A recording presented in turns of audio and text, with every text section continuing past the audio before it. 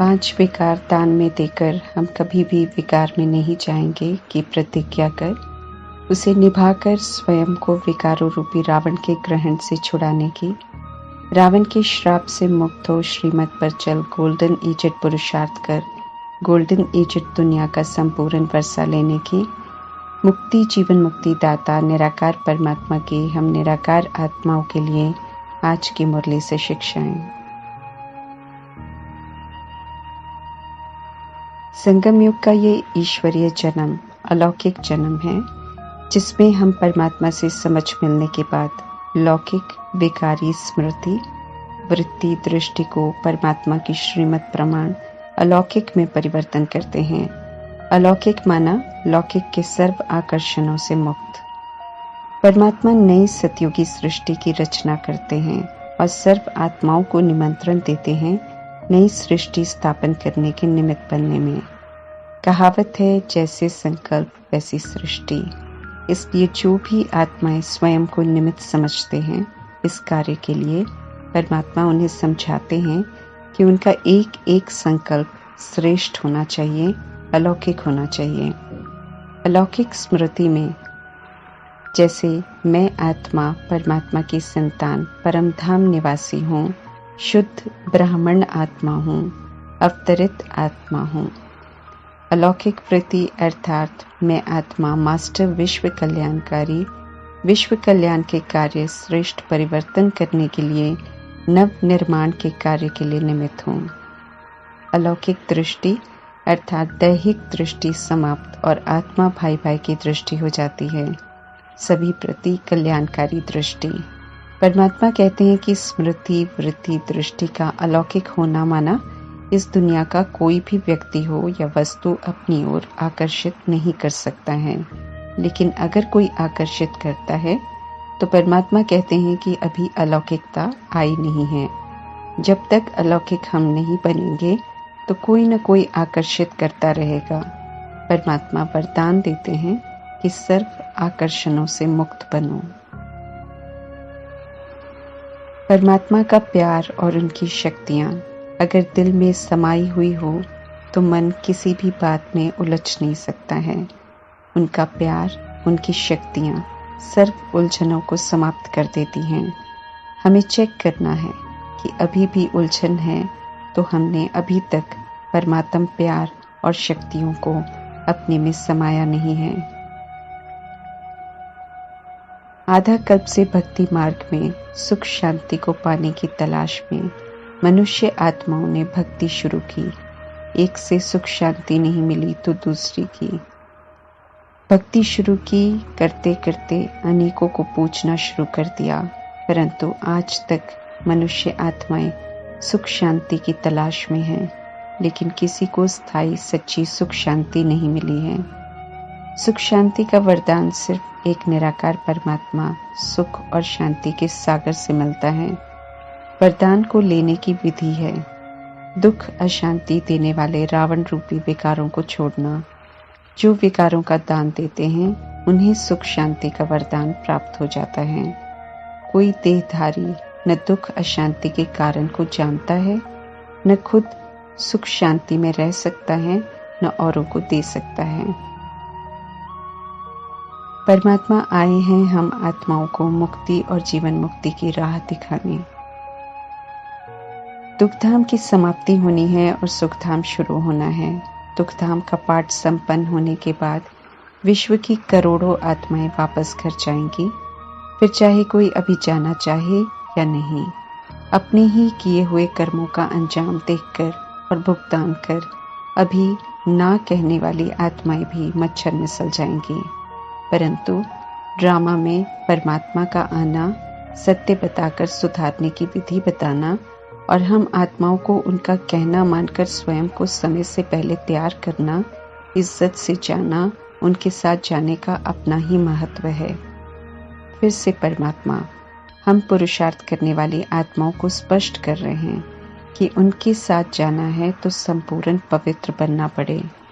जोड़ी बराबर की होनी चाहिए, इसलिए जो संपूर्ण पवित्र बनते हैं सिर्फ वे आगे और साथ में जाते हैं। कलयुग की हलचल का युद्ध का उन्हें सेक भी नहीं लगता, क्योंकि वे परमात्म छत्र छाया में रहते हैं। जो साथ में जाते हैं वापस घर, वे ही फिर जल्दी सतयुग सचखंड में आते हैं। सतयुग आदि अर्थात शुरू के 111 से 1250 वर्ष स्वर्ग कहलाता है। त्रेता युग सेमी स्वर्ग कहलाता है। पहले जन्म में आने के लिए संगम युग में एक परमात्मा की श्रीमत पर चलना, बाकी सब संग बुद्धि का योग तोड़कर एक परमात्मा की याद में रहते हुए आत्म अभिमानी बनना है। जो अभी आत्म अभिमानी बनते हैं, अर्थात शरीर के भान को भूलकर आत्मा के भान में, आत्मा के स्वधर्म में रहकर संकल्प बोल कर्म में आने के संस्कार बनाते हैं, वे ही सतयुग के शुरू में आते हैं। सचखंड माना आत्माएं अपने ओरिजिनल सत्य स्वरूप और सत्य स्वधर्म में होते हैं। जो अभी शरीर के लेबल्स बुद्धि से नहीं उतारते हैं, वे सचखंड में नहीं जाते। जैसा पुरुषार्थ, जैसी श्रीमत की पालना, उसी विधि से आत्माएं वापस घर जाती हैं और उसी विधि से नीचे आती हैं। पवित्र सभी को बनना पड़ता है, इसलिए चाहे कोई अभी यादव का रोल या कौरव का या यौवन का रोल प्ले कर रहे हैं, सभी को हार खाकर सजाओं द्वारा पवित्र बनना ही पड़ेगा। उन्हें परमात्मा का साथ नहीं मिलता, वे बहुत पीछे जाते हैं और फिर जब धरती पर स्वर्ग होता है तब वे शांति धाम में रहते हैं। समय पर परमात्मा का कहना नहीं मानते हैं, इसलिए पुनः ड्रामा में तभी आते हैं जब दुख धाम शुरू हो जाता है। सृष्टि रूपी ड्रामा में वे सच्ची सुख शांति का अनुभव नहीं कर पाते हैं। समझ का नेत्र तीसरा नेत्र है, त्रिकुटी के मध्य में। जब आत्मा की स्मृति की ज्योत बुझ जाती है तो तीसरा समझ का नेत्र बंद हो जाता है। फिर दो स्थूल नेत्र होते हुए भी आत्माएं खुद को नयनहीन कहते हैं, क्योंकि स्थूल नेत्रों से सत्य दिखाई नहीं देता है। परमात्मा ही समझ का नेत्र देते हैं, इसलिए आत्माएं जिनका कभी तीसरा नेत्र खुला था, जो संगम युग में परमात्मा की रचना बने थे, वे परमात्मा को पुकारते हैं जब सत्य जानने की इच्छा फिर से उत्पन्न होती है। परमात्मा ने समझाया है कि हम आत्माएं शरीर रूपी ड्रेस बदलकर पाठ बजाते हैं। मैक्सिमम 84 जन्म, मिनिमम 1 जन्म भी है। जितनी जन्म उतनी बार शरीर के पिता अलग अलग मिलते हैं कर्मों अनुसार, लेकिन शरीरों को चलाने वाली करोड़ों आत्माओं के ओरिजिनल पिता, पारलौकिक पिता अर्थात परमधाम में रहने वाले परमपिता परमात्मा ही हैं। वे कभी नहीं बदलते। द्वापर युग से शरीर के पिता हो या संतान, दोनों ही परमात्मा को याद करते हैं जब दुख पड़ता है। रोल में भले हम सब कुछ भी बन जाएं शरीर में आकर, लेकिन वैसे विश्व की सर्व आत्माएं शरीर के लेबल्स के बिना भाई भाई हैं। सभी मुसीबत में एक परमात्मा को गॉड फादर, प्रभु, ईश्वर, अल्लाह कहकर पुकारते हैं। जानते कुछ नहीं है, परंतु क्षमा और रहम मांगते हैं। रक्षक बनने को कहते हैं। हम सब पुनर्जन्म में आते हैं, पिछले जन्म के बारे भूल जाते हैं। ये भी ड्रामा में वरदान है। याद रहे तो कोई दूसरे जन्म के पाठ ही न बजा सके। परमात्मा ड्रामा के अंत में आकर समझाते हैं जन्मों की कहानी। आत्मा कैसे एक शरीर छोड़ दूसरा लेती है। हम आत्माओं को सत्य बताने के लिए, गति सदगति करने के लिए परमात्मा को शरीर का आधार लेना पड़ता है, ताकि हम उनकी बातों को समझ सकें। जो सुख शांति देते हैं, जो मुक्ति जीवन मुक्ति देते हैं, उन्हें ही हमें याद करना है। याद करेंगे तो उनके द्वारा बताए गए रास्ते पर चलने का बल प्राप्त कर सकेंगे, सतो प्रधान बन सकेंगे। कलयुगी मनुष्य समझते हैं पवित्रता से सृष्टि चल नहीं सकती। परमात्मा समझाते हैं कि पवित्रता थी तो सृष्टि सुखदायी थी, अब अपवित्रता है तो और चल नहीं सकती। त्रिकालदर्शी परमात्मा, ड्रामा का पूरा राज जानने वाले परमात्मा यकीन दिलाते हैं कि भारत स्वर्ग था, पवित्रता का राज्य था। भारतवासी आत्माएं सतो प्रधान थी, आत्माएं संपूर्ण पवित्र थी। भारत स्वर्ग कहलाता था। भारत धनवान था, हीरे जवाहरात के सोने के महल थे। प्रकृति सतो प्रधान थी, पवित्र आत्माओं को सब उपलब्ध कराती थी, लक्ष्मी नारायण की राजधानी थी। हम विस्मृत हो गई आत्माओं को परमात्मा पिता याद दिला रहे हैं। जितना जितना मन वचन कर्म से हम पवित्र होते जाएंगे, उतना सब याद आता जाएगा, वैकुंठ स्पष्ट दिखाई देगा। परमात्मा द्वारा स्थापन स्वर्ग में दुख का नाम निशान नहीं होता। परमात्मा उसे ही सुखधाम कहते हैं जहाँ दुख का कोई नाम निशान न हो। स्वर्ग को सुखों की मणि कहते हैं जहाँ सुख घनेरे होते हैं, जिसका जिक्र गुरु नानक जी ने भी किया है कि सच्चे साहेब को याद करने से सुख मिलता है। यथार्थ अर्थ जप साहेब और सुखमणि का परमात्मा समझाते हैं। जप साहेब माना मन ही मन एक निराकार परमात्मा को याद करना, जिसे मन मना भव कहते हैं, और सुखमणि अर्थात मध्याजी भव सतयुग त्रेता युग को भी याद करो तो वैसे धाम में जाने का पुरुषार्थ करेंगे। मनुष्य आत्माएं किसी की भी बायोग्राफी नहीं जानते हैं, इसलिए कलयुग में परमात्मा, देवी देवताओं और धर्म स्थापकों को लेकर सब उलझे हुए हैं। देह की भान में आपस में पटे हुए हैं। समझ ही नहीं है कि आत्मा और शरीर अलग हैं। आत्माएं एक ही घर की रहने वाली हैं। अभी दुख है, सभी अपनी अपनी रीति से सिमरन कर रहे हैं। सतयुग में सुख है, वहाँ कोई सिमरन नहीं होता। जो गायन है कि दुख में सिमरन सब करे, सुख में करे न कोई, वो कलयुग और सतयुग के लिए है। आज सुख दुख की परिभाषा विनाशी धन के आधार से समझते हैं, लेकिन वास्तव में धन होते हुए भी आज कोई सुखी नहीं है। कलयुग रावण संप्रदाय है। स्त्री और पुरुष दोनों ही देह अभिमान और विकारों के वश हो कर्म कर रहे हैं। समझ नहीं है तो रामायण सुन, रावण की एफिजी बनाकर उसे जलाकर गुस्सा उतारते हैं। रावण बनी हुई आत्माएं रावण की एफिजी को जला रही हैं, इसलिए रावण मरता नहीं है। परमात्मा आकर समझ देते हैं कि रावण देह अभिमान और विकारों का प्रतीक है। इन विकारों का दान देना है, हर किसी को देना है, तभी रावण मरेगा, क्योंकि ये हर किसी की बुद्धि में विराजमान है। सतयुग का राज्य, सतयुग का वर्षा, वहाँ की सुख शांति परमात्मा से अभी लेनी पड़ती है। श्रीमत पर चलना पड़ता है।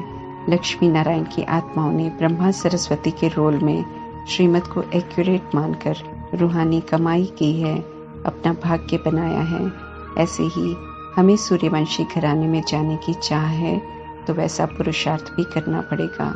परमात्मा ये क्लियर करते हैं, प्रैक्टिकल में पुरुषार्थ कर सतयुग के सुख शांति को यहाँ ही अनुभव करना है। जो करते हैं वे देवी देवता बनते हैं और वे ही 84 जन्म लेते हैं, ये परमात्मा स्पष्ट कर रहे हैं।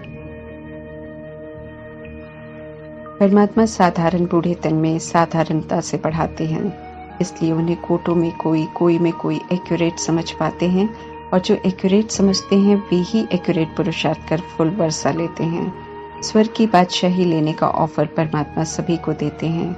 मनुष्य से देवता बनने की विधि सभी को बता रहे हैं। सिर्फ धार्मिक पुस्तकें पढ़ने से, पूजा पाठ मंत्र जाप करने से न परमात्मा को पा सकते हैं, न सुख शांति का वरदान ले सकते हैं, न विश्व की बादशाही ले सकते हैं, न पवित्र बन सकते हैं, न प्योरिटी, पीस, प्रॉस्पेरिटी के राज्य में जा सकते हैं। ऐसे राज्य में जाने के लिए परमात्मा कहते हैं, देह अभिमान और काम, क्रोध, लोभ, मोह, अहंकार रूपी विकारों की हिंसा का त्याग करो। यहाँ हिंसा छोड़ेंगे तो संपूर्ण हिंसा से मुक्त परमात्मा द्वारा स्थापन परिस्थान में जा सकेंगे। हिंसाओं ने हमें कलयुगी बना दिया है, अब इनका त्याग हमें सतयुगी बनाएगा। हमें समझना है कि परमात्मा हमें उन बुराइयों से छुड़ाते हैं जिसके कारण हम कलह कलेश की दुनिया में दुखी हो रहे हैं। धार्मिक स्थानों में जाकर खुद को पापी कहते हैं, हम निर्गुण हैं इसलिए आप तरस करो, ऐसा गाते हैं। परमात्मा कहते हैं ऐसा क्यों बने उसे समझो और उन बुराइयों को छोड़कर पुनः महिमा योग्य बनो, पावन बनो। शांतिधाम हो या सुखधाम, दोनों में जाने के लिए आत्मा को प्योर बनना पड़ेगा।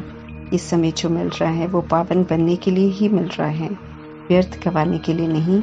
ये परमात्मा बार बार याद दिलाते रहते हैं।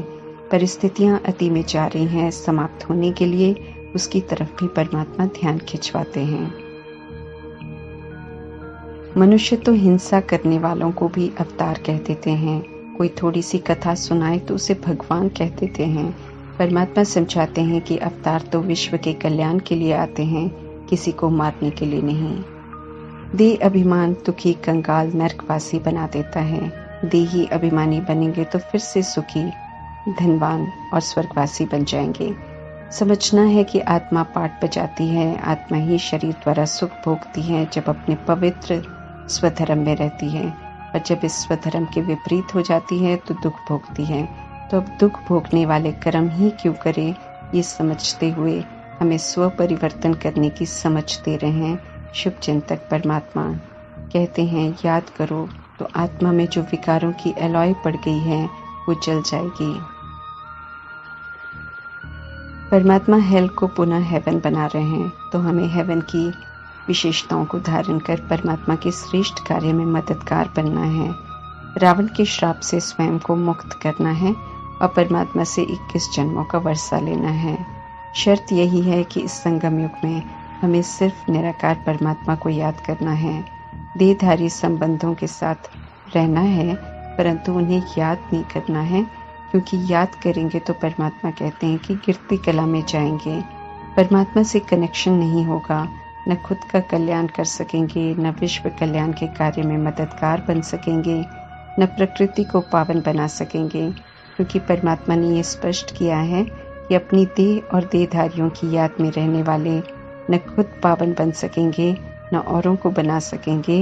हीरे जैसा जन्म व्यर्थ चला जाएगा। ओम शांति।